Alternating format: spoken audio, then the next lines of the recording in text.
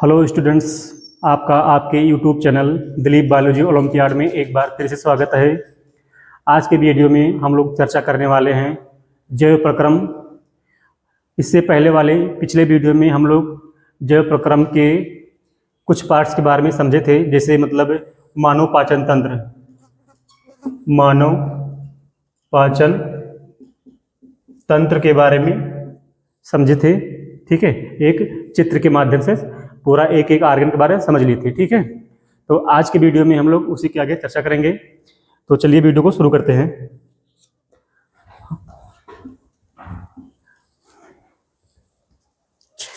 इसमें छोटी आंत, बड़ी आंत और मुख गुहा से है।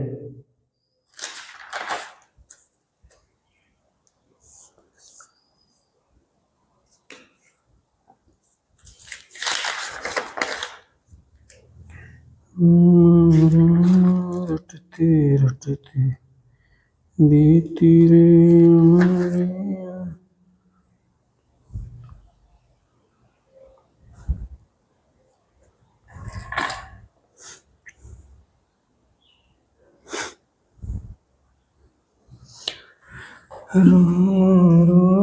रटते रटते बीती रे।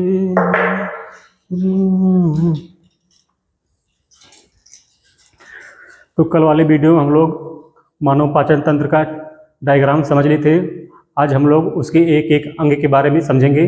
ठीक है, तो चलिए हम लोग शुरू करते हैं। तो मानव पाचन तंत्र जो आहार नाल होता है, ये मुख गुहा से लेकर के मलाशय तक फैला होता है। ठीक है, तो हम लोग मुख से लेकर के मलाशय तक एक एक करके समझेंगे। तो पहला हमारा जो भाग है आहार नाल का, वो है मुख, यानी कि मुख गुहा। ठीक है, इसको बोलते हैं ना माउथ कैविटी। अब मुख गुहा में क्या होता है, मनुष्य के मुख के अंदर दांत पाए जाते हैं। ठीक है, 32 दांत होते हैं। जिह्वा होता है, यानी जीभ, जिह्वा होता है, और लार ग्रंथियां होती हैं, लार ग्रंथियां होती हैं। ठीक है, ये जो दांत होते हैं, दांत का जो मेन कार्य होता है, ये होता है भोजन को काटने में और पीसने में, भोजन को काटने में और पीसने में, भोजन को काटने और पीसने में। ठीक है, यानी कि भोजन को बड़े टुकड़ों से काट करके छोटे और महीन पार्ट में जो काम करता है वो दांत ही करता है। ठीक है, इसके बाद जो जिह्वा का कार्य होता है, ये स्वाद चखने में सहायता करता है और भोजन को उलटने पलटने में, भोजन को उलटने पलटने में सहायता करता है। ठीक है, तो दांत का काम होता है काटना और पीसना। ठीक है, दांत 4 प्रकार के होते हैं। हमारे माउथ में दांत 4 प्रकार के होते हैं। ठीक है, कौन कौन से होते हैं? एक होता है कृंतक, रदनक, अग्रचौड़क, चौड़क। ठीक है, ये 4 प्रकार के दांत होते हैं। कृंतक की संख्या कितनी होती है? 4 नीचे 4 ऊपर, यानी टोटल जो है 8 होता है। ठीक है, 4 नीचे 4 ऊपर 8। जो रदनक होता है, 2 एक साइड में 2 एक साइड में, यानी कि इसकी संख्या टोटल 4 होती है। अग्रचौड़क 2 इधर 2 इधर 4, यानी कि इसकी संख्या टोटल 8 होती है। और चौड़क की संख्या टोटल होती है 12, यानी कि 12 8 20 24, 24 8 32, यानी कि हमारे माउथ में टोटल 32 दांत होते हैं। ठीक है, लेकिन जो वयस्क मनुष्य होते हैं केवल उनमें 32 दांत होते हैं। ठीक है, जो छोटे बच्चे होते हैं 2 साल 3 साल के, उनमें 32 दांत नहीं होते हैं, उनमें 30 दांत या 28 दांत होते हैं। ठीक है, तो हमारा दांत के बारे में पता चल गया। ठीक, जिह्वा स्वाद चखने में और भोजन को उलटने पलटने में सहायता करता है। ठीक, बात करते हैं लार ग्रंथियों के बारे में। हमारे मुख में लार ग्रंथियों की संख्या 3 होती है। ठीक है, 3 होती है। इनमें से जो सबसे बड़ी ग्रंथि का नाम है वो है पैरोटिड ग्रंथि। ठीक है, इसके बाद सब मैंडिबुलर, पैरोटिड, सब मैंडिबुलर और सब लिंगुअल, सब मैंडिबुलर, सब लिंगुअल। ठीक है, यही जो है 3 प्रकार के दांत, मतलब सॉरी 3 प्रकार के लार ग्रंथियां होती हैं। ठीक है, और इन्हीं लार ग्रंथियों से लार यानी सलाइवा का स्रावण होता है, और लार के अंदर होता है क्या, टाइलिन एंजाइम, टाइलिन। ठीक है, जो कि स्टार्च को पचाने में सहायता करता है। ठीक है, तो हमारे पाचन तंत्र का या जो आहार नाल का जो पहला भाग था मुख गुहा, इसका कार्य इतना सारा हो गया। ठीक है, अब हम लोग बात करते हैं अगले पार्ट का, अगले टॉपिक का, जो कि होगा ग्रास नली। ठीक है, ग्रास नली के बारे में बात करते हैं।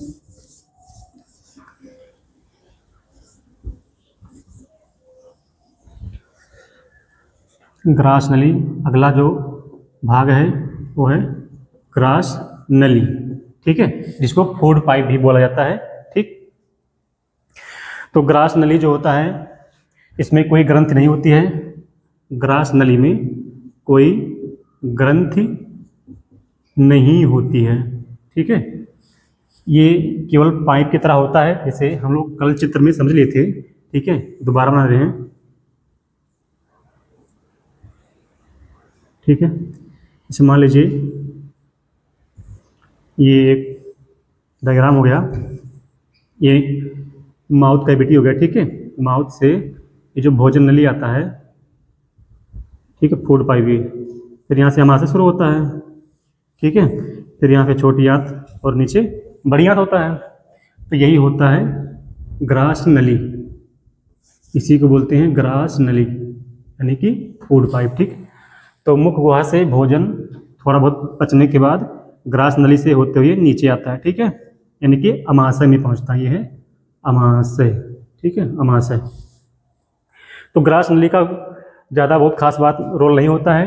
ग्रास नली में मतलब समझ लीजिए कि एक मार्ग होता है, एक रास्ता होता है, जिसके जो माउथ गुहा को यानी मुख गुहा को, माउथ कैविटी को और अमाशय यानी पेट को आपस में जोड़ने का कार्य करता है। ठीक है, ये हो गया ग्रास नली। ठीक है, तो हम लोग माउथ और ग्रास नली के बारे में पढ़ लिए हैं। ठीक है, अगला हम लोग बात करेंगे, इसके बाद हमारा अमाशय का नंबर आता है।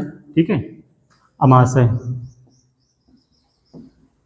ठीक है, अमाशय को बोलते हैं पेट, ठीक, या स्टमक बोलते हैं। जैसा कि बताया, अमाशय भोजन जब मुख में मतलब जटिल पदार्थ से सरल पदार्थ में जब टूट जाता है, ठीक, वहाँ से भोजन ग्रास नली से होते हुए कहाँ आता है, पेट में आता है। ठीक, पेट में आने के बाद भोजन जो है पेट में 3 से 4 घंटे पचता है, और हमारे पेट में भी कुछ पाचक ग्रंथियाँ होती हैं, उनके बारे में जानते हैं।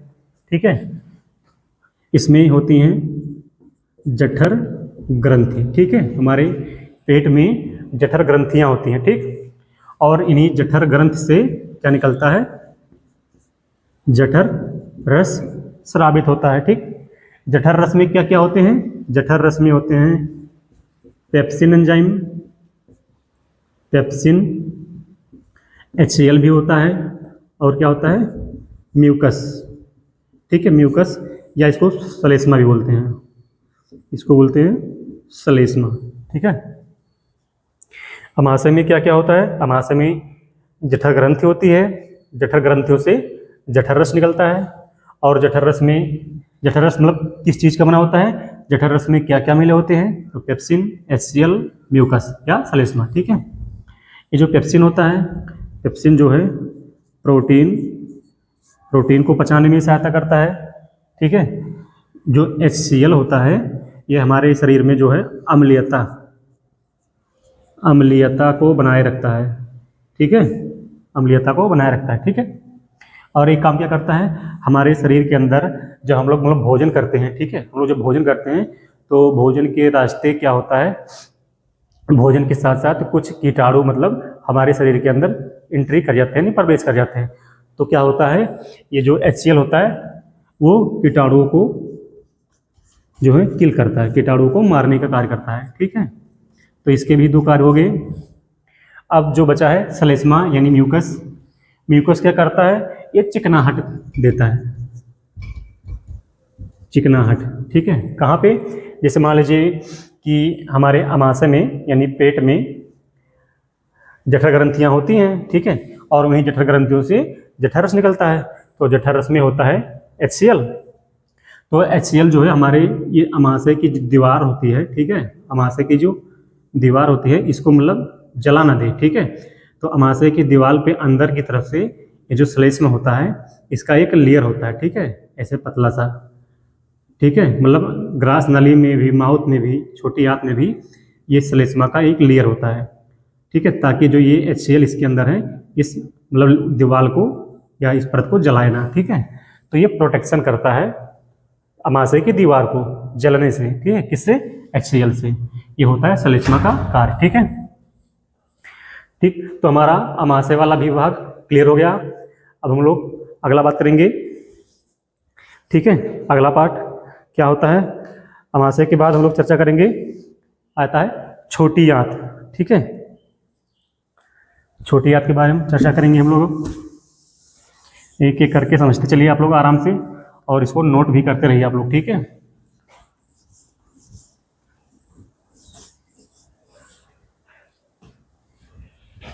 देखिए, अमाशय के बाद आता है छोटी आंत, इसको बोलते हैं स्मॉल इंटेस्टाइन। तो इसका साइज लगभग 20 से लेकर के 21 फीट, 20 से लेकर के 21 फीट लंबा होता है, ठीक है।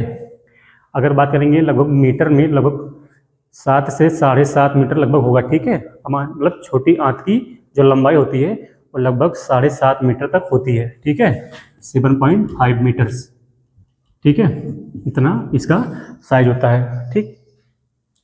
अब जो है छोटी आंत में 3 पार्ट होते हैं, छोटी आंत में भी हमारे 3 पार्ट होते हैं, ठीक है। कौन कौन सा? ग्रहिणी होता है, दूसरा होता है मध्यांत्र, ग्रहिणी होता है, मध्यांत्र होता है, और ये होता है शेषांत्र। ग्रहिणी, मध्यांत्र और शेषांत्र, ठीक है। 3 भाग होते हैं हमारे छोटी आंत में, ठीक है। चलिए हम लोग इन तीनों के बारे में बात कर लेते हैं। जो हमारे छोटी आंत के 3 पार्ट होते हैं, ग्रहिणी, मध्यांत्र और शेषांत्र, ठीक है। ग्रहिणी क्या करता है? ग्रहिणी जो होता है छोटी आंत का पहला भाग होता है, और इसी ग्रहिणी में ही जो मतलब हमारे लीवर से पित्तरस निकलता है, ठीक है, लीवर से पित्तरस निकलता है, अग्न्याशय, और अग्न्याशय से जो अग्न्याशय रस निकलता है, यानी कि इसमें लाइपेज होता है, एमाइलेज होता है, लाइपेज, एमाइलेज, ठीक है। ये सब जो एंजाइम होते हैं ये आकर के ग्रहिणी में भोजन के साथ मिलते हैं और भोजन का पाचन करने में सहायता करते हैं, ठीक है। उसके बाद मध्यांतर वाला यानी मिडिल वाला भाग होता है, ग्रहिणी से बाद में जो है जो भोजन पचने से बचता है मध्यांतर में आता है। मध्यांतर क्या होता है? ग्रहिणी वाली यानी पहले भाग और लास्ट वाले भाग को जोड़ने का कार्य करता है, ठीक है। शेषांत्र जो है छोटी आंत का सबसे लास्ट भाग होता है, यानी सबसे अंतिम भाग होता है, ठीक है, सबसे अंतिम भाग होता है। और इस भाग में क्या होता है? भोजन का अवशोषण होता है। छोटी आंत का जो लास्ट वाला भाग होता है यानी शेषांत्र, इस भाग में भोजन का क्या होता है? अवशोषण होता है, ठीक है। अवशोषण कैसे होता है? इस वाले भाग में जैसे बिलाई नामक संरचना होता है। ये संरचना दिखता कैसे है? अंगुली के जैसी संरचना होता है, ठीक है, अंगुली के जैसी संरचना, ठीक है, फिंगर लाइक प्रोजेक्टर, ऐसे बिलाई, ठीक है। जैसे मान लीजिए एग्जाम्पल के लिए अगर हम लोग छोटी आंत का कुछ संरचना देखें, ऐसे कुछ इस टाइप का होता है, ठीक है, ऐसे, ठीक। तो इसी में ऐसे ऐसे कुछ संरचनाएं होती हैं छोटी आंत के अंदर, ठीक है, इसी को बोलते हैं ना बिलाई, ठीक है। और एक बात ध्यान दीजिए आप लोग, छोटी आंत में ही क्या होता है? पूर्णतः पाचन होता है। छोटी आंत में ही भोजन का पूर्णतः पाचन होता है, ठीक है। तो चलिए हमारे छोटी आंत के भी कार्य खत्म हो गए, ठीक है। अब हम लोग बात करेंगे बड़ी आंत के बारे में, ठीक। बड़ी आंत देखते हैं क्या काम करता है।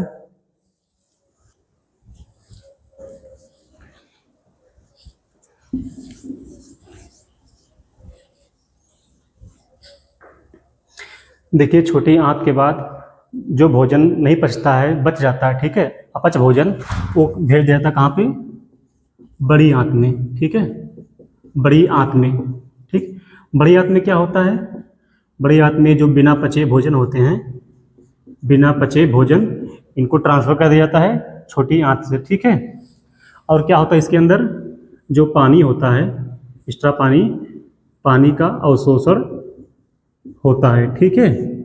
छोटी मतलब बड़ी आंत के अंदर जो बिना पचे भोजन होते हैं उसको भेज दिया जाता है, और ये भोजन इसी में सड़ोड़ जाते हैं, और बाद में इसको जो है गुदाद्वार या जो मलाशय होता है एनस, उसके थ्रू भोजन को बाहर निकाल जाता है, ठीक है, जो वेस्ट पदार्थ होते हैं बाहर निकाल दिया जाता है, ठीक। और पानी का अवशोषण बड़ी आंत में होता है, ठीक है। बड़ी आंत की जो लंबाई होती है लगभग 1.5 मीटर होता है, यानी 5 से 6 फीट लंबी होती है, ठीक है। इसकी लंबाई कम होती थी लेकिन थोड़ा मोटा होता है, ठीक है। चलिए अब हम लोग बात करेंगे कुछ ग्रंथियों के बारे में, ठीक है। हमारे क्या क्या हो गए, मुख गुहा हो गया, ग्रास नली हो गया, लार ग्रंथियाँ हो गई, ठीक है, हमारा छोटी आंत हो गया, बड़ी आंत हो गया। कुछ हमारे जो ग्रंथ बच गए हैं, ग्रंथ के बारे में समझ लेते हैं। ग्रंथियों में हमारा एक है लीवर, लीवर यानी इसको बोलते हैं यकृत, यकृत इंग्लिश में बोलते हैं लीवर, ठीक है। लीवर से क्या होता है, यकृत से, इससे पित्तरस का स्रावण होता है, ठीक है। यकृत से पित्तरस का स्रावण होता है, और पित्तरस का जो मेन कार्य होता है, ये वसा के पाचन में सहायता करता है, ठीक है, वसा के पाचन में सहायता करता है, ठीक है। ये जो लीवर से पित्तरस निकलता है, ये पित्तरस स्टोर कहाँ पे होता है, पित्ताशय के अंदर, ठीक है, पित्ताशय के अंदर, इसको बोलते हैं ना गॉल ब्लैडर। पित्ताशय को पित्त की थैली भी बोलते हैं, ठीक है, पित्त की थैली बोला जाता है, इसमें पथरी वथरी हो जाता है कभी कभी, ठीक है। तो समझिए कि आप लोग, जो लीवर होता है, लीवर से पित्तरस का स्रावण होता है, और पित्तरस जो होता है ये वसा के पाचन में सहायता करता है। पित्तरस बनता लीवर में है और आकर के स्टोर कहाँ पे होता है, पित्ताशय के अंदर होता है, ठीक है। अब हम लोग बात करेंगे नेक्स्ट ग्रंथ की, जिसका नाम है अग्न्याशय यानी पैंक्रियाज, ठीक है। अगला जो ग्रंथि है वो है अग्न्याशय, ठीक है, यानी पैंक्रियाज, पैंक्रियाज। इसके बारे में समझते हैं। जो अग्न्याशय होता है पैंक्रियाज, अग्न्याशय से निकलता है क्या, अग्न्याशयी रस, अग्न्याशय से अग्न्याशयी रस निकलता है, ठीक है। और ये जो अग्न्याशयी रस होता है, इसमें 3 चीज पाया जाता है, ठीक है। क्या क्या इसमें होता है, एमाइलेज, ट्रिप्सिन और लाइपेज। इसमें क्या क्या होता है, एमाइलेज होता है, ट्रिप्सिन होता है, और तीसरा क्या होता है, लाइपेज होता है, ठीक है, लाइपेज होता है। मतलब जो अग्न्याशय होता है यानी पैंक्रियाज, अग्न्याशय ग्रंथ, अग्न्याशय ग्रंथ से कौन सा रस निकलता है, अग्न्याशयी रस निकलता है, और अग्न्याशयी रस में 3 प्रकार के एंजाइम्स होते हैं, ठीक है। वो एंजाइम क्या क्या हैं, एमाइलेज एंजाइम, ट्रिप्सिन एंजाइम और लाइपेज एंजाइम, ठीक। ये तीनों का भी अलग अलग कार्य होता है।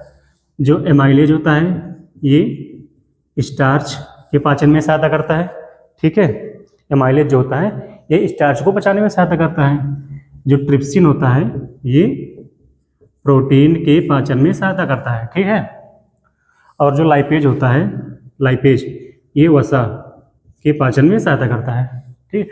तो कहीं ना कहीं देख सकते हैं आप लोग, जो अग्न्याशय ग्रंथि भी है, मतलब ये भी पाचन में बहुत अहम भूमिका निभाता है, ठीक है। अग्न्याशयी, अग्न्याशय से अग्न्याशयी रस निकलता है, और अग्न्याशयी रस में जो है 3 प्रकार के एंजाइम पाए जाते हैं। कौन कौन सा, ट्रिप्सिन, लाइपेज, एमाइलेज।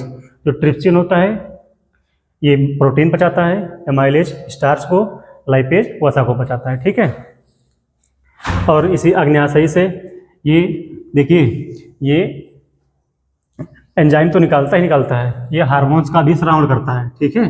कौन सा हार्मोन, इंसुलिन हार्मोन, ठीक है, इंसुलिन हार्मोन का भी श्रावण करता है, ठीक है। और ये जो इंसुलिन हार्मोन होता है, ये जो होता है हमारे शरीर में ना शुगर, ये शुगर के लेवल को कंट्रोल करता है, हमारे शरीर में शुगर की मात्रा को कंट्रोल करता है, ठीक है, इंसुलिन हार्मोन। अगर हमारे शरीर में इंसुलिन हार्मोन की कमी हो जाएगी तो हमारे शरीर में शुगर का लेवल बढ़ जाएगा, ठीक है। ठीक, तो हमारा ये जो है पाचन इस वीडियो में समाप्त होता है। अब हम लोग नेक्स्ट वीडियो में चर्चा करेंगे श्वसन के बारे में, ठीक है। तब तक के लिए धन्यवाद।